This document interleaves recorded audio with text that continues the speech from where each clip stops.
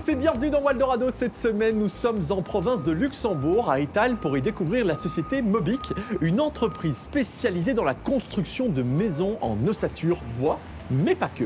Est-ce que vous êtes prêts? Oui? Je vous y emmène.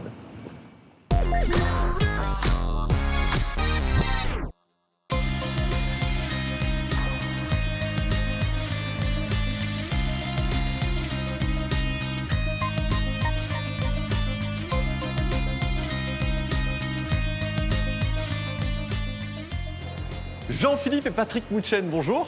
Bonjour David. Alors, vous êtes frères et les patrons de cette société, Mobic. Est-ce que vous pouvez me dire comment tout a commencé? Alors, nous avons créé cette société en 98. Nos collaborateurs s'intéressaient à la construction bois, donc on s'y intéressait aussi. Et on est arrivé en même temps que le Salon Bois et Habitat qui a poussé le secteur. Et donc, voilà, on a décidé de se lancer dans la fabrication de structures en bois. Tout a commencé ici? Alors non, on a commencé sur le site de production à Arzé, Mobic. Ici, c'est le deuxième site de production chez Sidus, mais l'activité au départ était du côté de Liège. D'accord, ok. Pourquoi vous êtes-vous lancé dans le bois? C'était un petit peu précurseur quand même. C'était précurseur, mais à l'époque, on parlait déjà des accords de Kyoto. Donc l'idée était de mieux isoler les bâtiments pour réduire les gaz à effet de serre. Donc on a senti qu'il allait avoir un secteur porteur. Et puis depuis, évidemment, avec l'introduction de la PEB, le secteur a été fort poussé et la construction bois a été mise en avant. Alors en 2015, vous avez racheté une scierie. Pourquoi avoir fait ce choix? Alors pour pouvoir progresser dans notre volonté de pouvoir offrir des constructions qui viennent de l'arbre jusqu'au produit fini de la maison, il fallait qu'on puisse s'intéresser à ce qu'on appelle la première transformation. Et donc c'est pour ça qu'on s'est intéressé au domaine du sciage, pour pouvoir assurer finalement la chaîne complète qui va prendre l'arbre, prélever le maximum d'éléments dessus, le transformer en bois de structure, en bois de finition pour faire du parquet, du bardage, les pièces d'escalier et tous les éléments en bois qui sont à l'intérieur de la maison. Alors le site est vraiment gigantesque, hein, que ce soit de l'intérieur ou de l'extérieur. Vous engagez combien de personnes ici? Le groupe d'entreprises ici engage à peu près 160 personnes, mais nous avons aussi donc l'entreprise Préfabois qui est une entreprise donc, qui est codétenue par le groupe Stabil Amrich à Mariembourg. Et là, nous employons plus de 400 personnes. Le chiffre d'affaires de notre groupe est à peu près de 39 millions d'euros.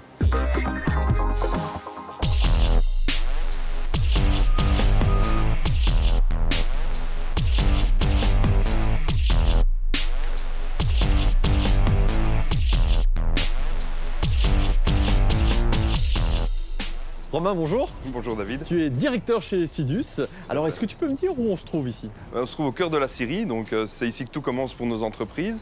Donc on va partir de la forêt, donc on va recevoir sur le site des grumes d'arbres, donc vraiment des troncs d'essence locale. Donc on travaille ici le hêtre, le peuplier, l'épicéa et le douglas. De ces arbres, en fait, on va faire plusieurs choses. On va faire d'abord nos bois d'ossature, c'est ce qu'on voit ici derrière, enfin à côté de moi et derrière toi. Mais on va aussi faire du bois de parquet, du bois de bardage avec le principe de thermotraitement. D'accord. Alors pourquoi utiliser du bois local? Philosophiquement, c'est quand même beaucoup plus intéressant d'utiliser un bois local parce qu'il a poussé ici, donc c'est-à-dire qu'il a emprisonné le carbone dans la région et en le mettant en œuvre dans la région, en fait, on continue à emprisonner le carbone dans la région. D'accord, j'ai cru comprendre qu'il y avait quand même pas mal de déchets. C'est vrai? Alors, déjà en Syrie, on ne parle pas de déchets, mais on parle de connex. Autant Il n'y a rien de mal. pour moi. Connex, c'est ça? De connex, tout à fait. Donc le connex, en fait, c'est tout ce qui n'est pas le débouché final principal de la matière première. C'est-à-dire? Le bois d'ossature, par exemple. Donc on va scier du bois carré dans du bois rond. Ouais. Donc forcément, on va avoir de la chute tout autour. Exact. Et ben cette chute, elle va se transformer en deux choses chez nous, donc en plaquettes. Et là, elle va être transformée en pâte à papier chez Burgos, juste à côté, à 5 km à Virton. Et pour autre part, en sciure. Et là, ça part chez les différents bouchers de la région pour pouvoir faire les fumages de charcuterie qu'on aime bien déguster. C'est vrai? Ah, Ouais. c'est bien ça. Le fameux circuit court. Alors l'odeur qu'il y a ici un petit peu partout, c'est dû à quoi? C'est dû à la torréfaction. Donc ça, c'est quelque chose qu'on a développé. Donc c'est un traitement qui est naturel pour le bois. Donc, Ça n'a rien à voir avec le café. Hein. Ça n'a rien à voir et tout à voir en même temps. Donc l'idée, c'est qu'on va retirer de la matière au bois, donc on va le torréfier, on va le chauffer très très fort, au-dessus de son point d'émission. Donc si on fait ça à l'air ambiant, il va prendre feu tout seul. Tandis qu'ici, ce qu'on fait, c'est qu'on va casser le triangle du feu. Donc on a le combustible, le comburant, la source d'énergie. Forcément, la source d'énergie, on l'a, c'est la chaleur, ou sinon on ne sait rien faire. Le combustible, on l'a, c'est le bois qu'on met dedans. Et donc on va retirer le comburant. Donc on fait le vide d'oxygène, on travaille en dépression. Et là, on se retrouve dans un environnement tout à fait stable, il ne peut pas y avoir de combustion. Ce qu'on fait au passage, donc, c'est qu'on dégrade tout ce qui est lignine et hémicellulose du bois. Donc c'est la capacité que le bois il a à gonfler et à rétrécir. Donc il ne sait plus prendre l'eau quand on a fini le traitement. Et en plus de ça, au passage, on dégrade tout ce qui est sucre. Et donc les insectes, les champignons ne sont plus intéressés à aller dedans. Et donc avec un bois qui a poussé ici dans la forêt, dans un rayon de 50 km, on se retrouve avec un bois qui est durable, naturellement, et qui en plus a un caractère fou parce qu'il se retrouve avec une teinte chocolat. Ça m'a l'air très complexe quand même. C'est complexe et simple à la fois, c'est difficile de faire compliqué. C'est difficile de faire simple, pardon. Oui, tout à fait. C'est tellement difficile même de le dire. Et donc en fait l'idée c'est juste de respecter la nature et de l'accélérer et d'améliorer le bois d'ici plutôt que d'en importer de très loin d'Asie, d'Afrique ou des États-Unis. C'est incroyable parce que tu en parles mais d'une manière, mais on sent que tu es passionné par ça. C'est gentil. C'est vrai, merci monsieur le professeur. Avec grand plaisir.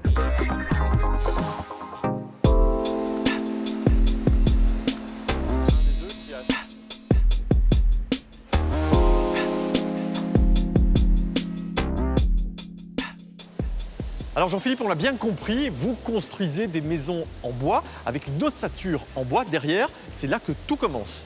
Oui, donc ici arrivent les bois de la scierie là, qui ont été séchés. Et puis ils vont passer derrière moi dans le centre d'usinage. On va faire les usinages sur les montants. À gauche, sur la table d'assemblage, on va assembler le cadre. Et puis tous ces cadres vont aller dans la ligne de production robotisée. On va faire la pose des panneaux, le clouage et la découpe avant de partir dans les racks de distribution pour les ossatures. Alors quelle est vraiment la différence entre vos ossatures en bois et la construction traditionnelle? Alors d'abord, on pense que la construction traditionnelle, c'est la construction en bois, puisqu'elle existait avant la construction en maçonnerie. Ouais. Le grand intérêt de la construction en bois, c'est la préfabrication. Donc pouvoir sortir de l'usine des murs déjà assemblés avec de l'isolation posée, amène des délais de chantier qui sont beaucoup plus courts, des performances en termes d'isolation, puisque la structure est remplie d'isolants. Et donc c'est vraiment un des avantages de ce principe constructif. Alors, vous construisez en 2D et en 3D, là j'ai pas très bien compris. La fabrication en 2D, on va fabriquer les murs en usine, les transporter sur chantier et on va monter la maison sur chantier. Pour la fabrication en 3D, on va monter la maison dans l'atelier, on va entièrement l'équiper, poser les techniques spéciales, le parquet, les finitions, la peinture, les portes. On va démonter en module 3D, transporter en convoi exceptionnel sur chantier et puis là, on va de nouveau remonter la maison. Alors, j'imagine qu'en termes de délai, c'est un petit peu raccourci en 3D. Déjà, avec la fabrication en 2D, on était plutôt sur des délais d'1 semaine pour le montage. Avec le système en 3D, on va monter la structure en 2 jours. En 2 jours? En 2 jours, oui, et elle va être complètement finie puisque tous les équipements ont déjà été posés en usine. Ah, c'est pas mal. Bon, alors, il y a cette fameuse machine qui s'appelle le RoboMop. Vous pouvez m'en dire plus? Oui, RoboMop, c'est notre développement industriel pour la fabrication de structures. Notre idée a été d'être d'abord une industrie de fabrication d'ossature pour diminuer les coûts de production. Et donc, on a eu dans l'idée de robotiser notre production.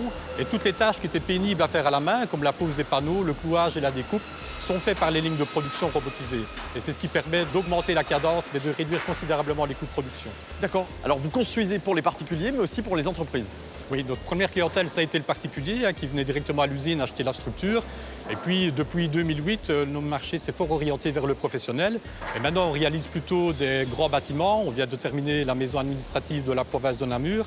En sous-traitance pour l'entreprise Yann de Null et l'architecte Philippe Samin, c'est 10 000 m² de bureaux construits entièrement en bois.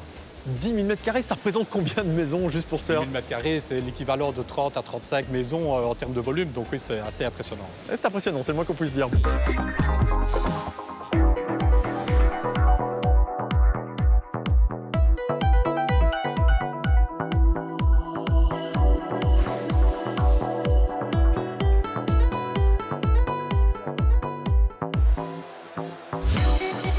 Anne, bonjour. Bonjour. Tu es en charge de la promotion immobilière ici chez Mobic. Alors, en quoi consiste ton travail? Donc, nous achetons des terrains, nous développons des projets et puis nous construisons des maisons de A à Z et nous revendons ces maisons une fois terminées. D'accord. C'est combien de maisons construites par an? Alors, 50 maisons en interne.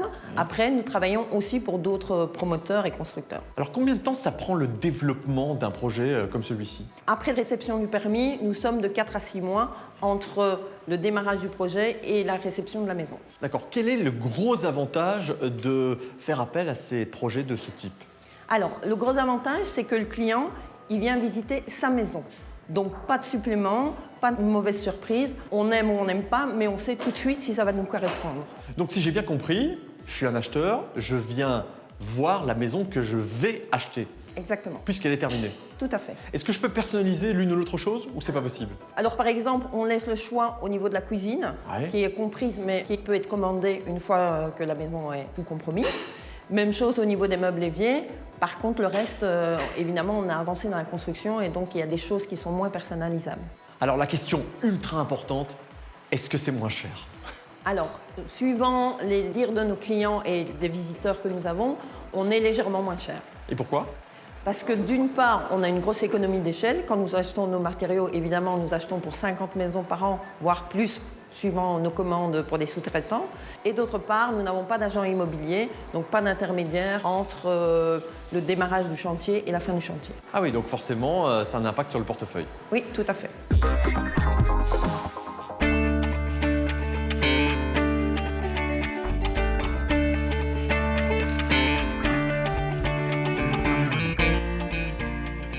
Patrick, il y a tous vos projets au travers de Mobic et Sidus, mais vous êtes associé également au groupe Riche avec Préfab Bois. Pourquoi ?